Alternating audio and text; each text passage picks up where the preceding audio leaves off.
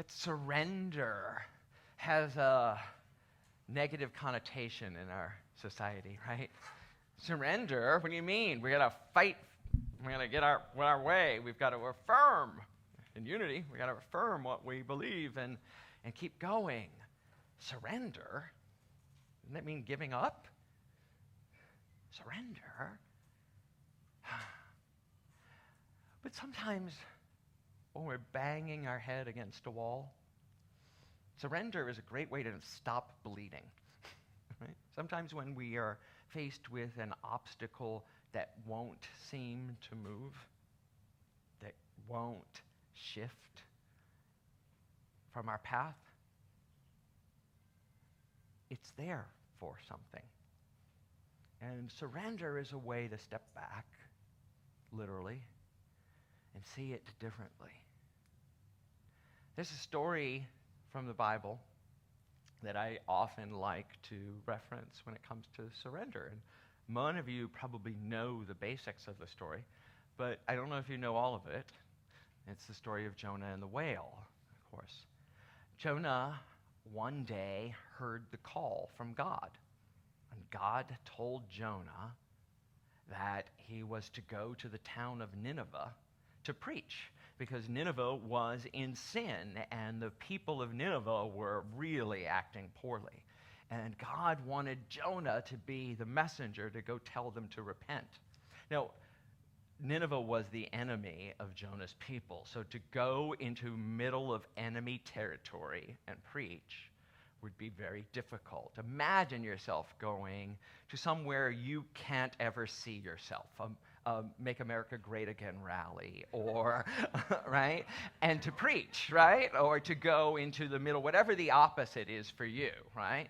And go in there and to preach to the people to save them. So being a good, God-fearing man, Jonah said, yes, I will go. And he got up and went in the opposite direction. He went down the hill, down to the nearest port city, and boarded the next boat out of town. Right? And how many of us do that, too? Give lip service to, yes, I'm going to do this, and do anything but what we're really being called to do, because it scares us. Right? So Jonah gets on this boat, and he promptly gets on. The boat sets out to sail, and he goes down below decks and falls asleep. Now, we know the Bible doesn't mean he literally fell asleep, although he might have, but he went to sleep to everything that was happening around him. And in the boat, a storm in the sea, with Jonah in the boat, a storm comes, and the sailors have never seen a storm like this. The boat is being literally tossed about. It's being overrun. The sailors are all scared. They're all going to perish. And Jonah is asleep through it all. Never experienced anything like that in my life, right? Where I've gone to sleep to all the pain and misery around me, all the trouble and trepidation that life has. And finally, the sailors, desperate to find out why God is punishing this boat, wake Jonah up and find out what's going on. And they find out that he's running away from God, and they need him to make peace with God so that they can get restored and be safe, not die at sea. And Jonah looks at them and says, throw me overboard. I'm the cause of your trouble. Throw me into the sea. And so they do. They pick him up and they throw him into the water, and the calm comes over, and the boat is restored. And God sends a giant fish. It actually doesn't say whale in the scriptures. It says giant fish, and swallows Jonah so he doesn't drown.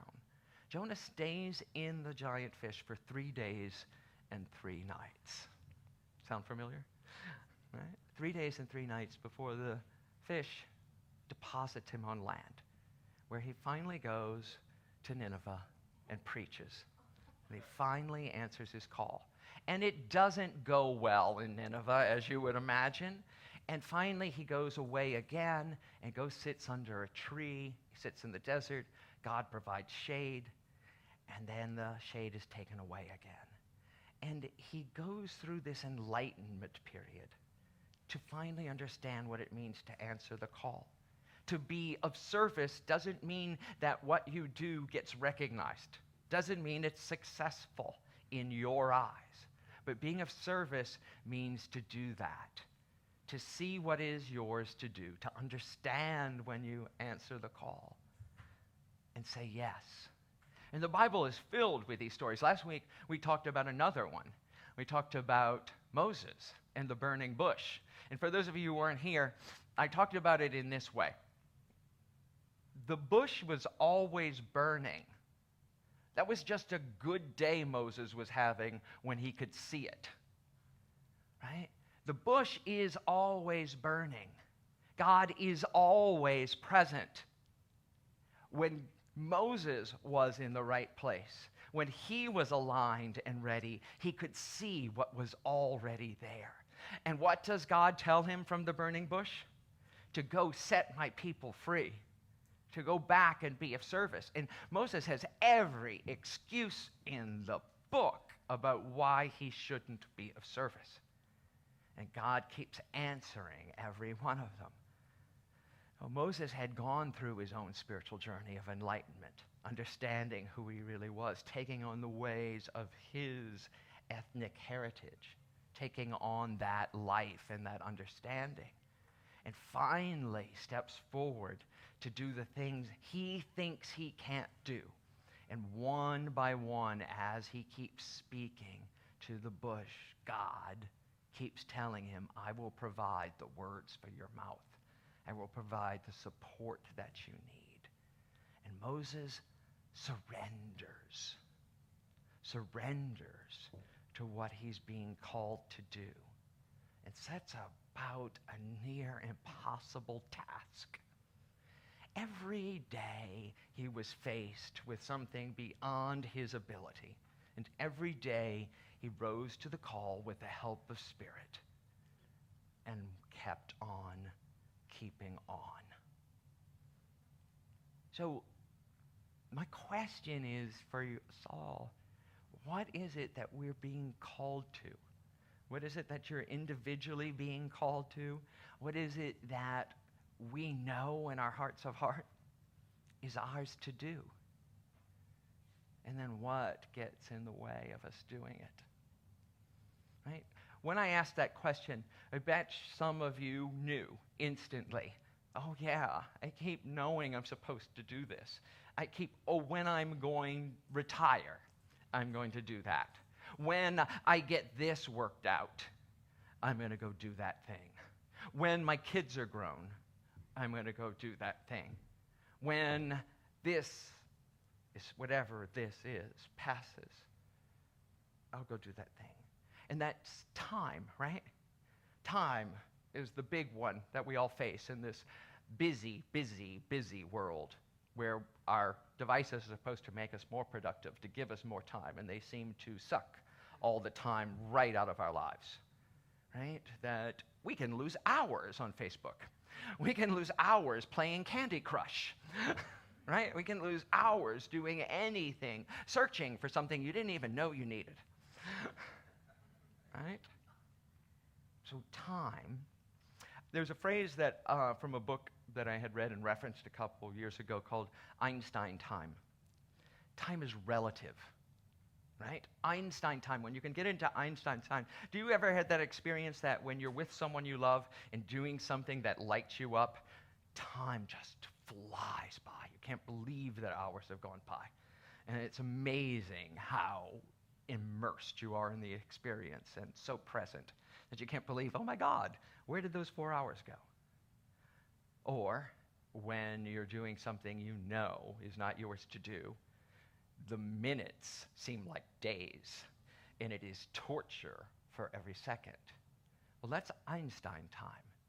It's all relative. If you are answering the call of your spirit, that voice in you that is the burning bush, that is the voice of God that Jonah heard, telling you what is yours to do next, when you answer it, time is of no hindrance. Time is your ally. Time is Einstein time. You can travel at the speed of light with light, describing it as you move about the amazing journey of your individual mission. So we started this day with our mission statement, right? What is our mission statement? When you're living your mission, time is irrelevant. Not only relative, it's irrelevant. My mission is to do something that is bigger than me, right? Your mission is something that doesn't depend on your job, your age, your education, your pocketbook. If your mission is to love, if your mission is to spread love, there is nothing that can keep you from doing it. Nelson Mandela talked about it in jail, separated from everyone he loved and everything he valued. Talked about how shifting his perspective to loving his jailers was his freedom, and that he could do his mission, he could do his work from a jail cell. There is nothing that any of us face. Let me say that again, because it's a radical statement. There is nothing that any of us are facing. A diagnosis, a life situation, a breakup, a divorce, a death, that keeps us from doing our mission. The only thing that can get in the way of us doing our mission is a thought that we can't. The thought that you can't do it is the only obstacle in your life. When you can get past that, you can realize that what everyone really needs is just your presence. Whether you're feeding the homeless, it's not about the food, because we all know there's more than enough food on the planet. But your presence is the presence that's bringing it. It's not about whether you can give someone something material, money, food, clothing. It's about whether you'll give them your love, whether you'll give them your time, whether you'll give them your attention, right? And that we have when we choose to have it, right? We all need each other, right? We don't need to be here. Unity San Francisco, right? I'm going to be radical here today. We don't need to exist, but we have existed for 100 years because we fulfill a need for each other to be seen and for us to see others in the world and to come together and remind each other of that truth, that we are divinely made and that our presence here on earth are the hands, the voice, and the face of God. And that when we step up to do the difficult things, the seeming impossible things, we are being divine. We are letting go of our limited understanding of who and what we are and stepping up to be love in the face of hatred and anger. We're stepping up to be compassion where there seems to be none.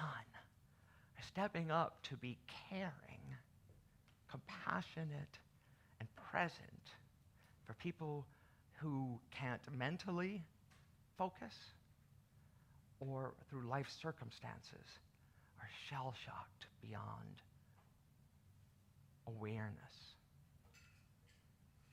The world is crying out for help.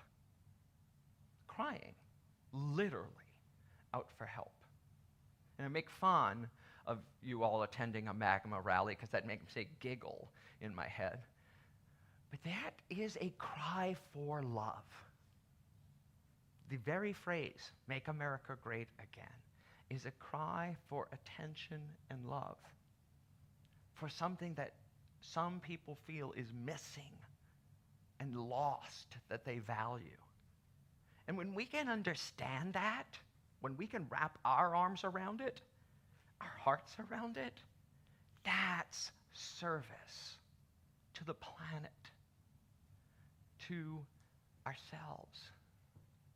We all need each other. And every time we exclude someone from our circle of affection, we are diminishing ourselves. Every time we exclude someone from our circle of affection, we diminish ourselves. We all need each other. All need each other. Do you remember the first time you walked into this community? Do you remember the first time you sat in a unity community? Many people tell me that they showed up for the first time at a unity church and just started crying. Just started crying because someone would look at them and tell them, you are worthy. You are a divine example of beauty and love, and the world is better for your presence. And that you are not a miserable sinner, but an absolutely beautiful expression of God. And it took weeks to let that sink in, and months and years to actually believe it. When we come together to make this service, to be of service for others. And for those of us who have been at Unity churches for 20 or 30 or 40 years, we come for the reminder and for the acknowledgement as well. But we also come and create service and sing in the choir and greet people at the door and make hospitality and pray with others so that the person who walks in for the first time has the same experience we had when we walked in for the first time and heard the words of truth that did never let us go. So that's why we are of service here. And that's why we exist, is to make sure that when that person walks through the door, they're greeted wherever they are on their journey and acknowledge that it is whole and perfect and divine. This is the day that we get to choose to be of service to each other, to the planet, to something greater than ourselves. This is the day we get to acknowledge that each of us holding each other, helping each other, supporting each other, listening to each other, loving each other, is why we're here. It's why we're here on the planet. It's why we're here in this community. It's why we exist, is to recognize the oneness out of the seeming separation. That we are all one, is a concept that is hard some days. But service to others, is the way we know that that's true in our hearts, in our minds, and in our lives. Let's take that to our time of meditation.